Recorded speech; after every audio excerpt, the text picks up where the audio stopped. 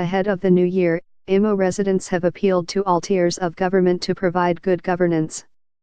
The residents made the appeal in separate interviews with newsmen in Owerri on Friday. The respondents lamented that life have gotten worse in the outgoing year. They said many families have been deprived the joy of having family members around for the Yuletide festivities owing to the scarcity of petrol. Mrs. Maria Anyuyaki, a housewife, said her children who planned to come home for the new year had been forced to change their plans because of the high cost of transportation. She appealed to the federal government to adopt measures aimed at eradicating fuel scarcity permanently.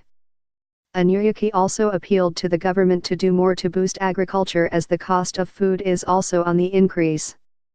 Mr. John Uzoma, a civil servant, also appealed to the federal government to checkmate the excesses of state governors.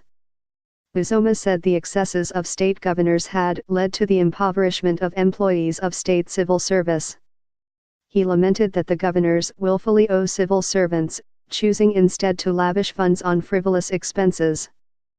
Read, at last, Owerri appoints 209 board chairmen, 1,258 board members. He also advised the federal government to demand more accountability from the state governors, adding that it will end corruption. Mr. Joe Onakukwu, also a civil servant, urged the federal government to create more jobs to curb the migration of graduates. Onakukwu said lack of job opportunities has resulted in desperate attempts to leave the country for imaginary greener pastures by youths.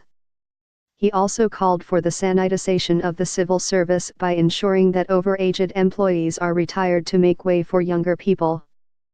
Ms. Lillian Uka, a student, called for improved facilities in higher institutions to enable students get proper education. She appealed to the government to find common ground with the Academic Staff Union of universities to end incessant strikes in tertiary institutions.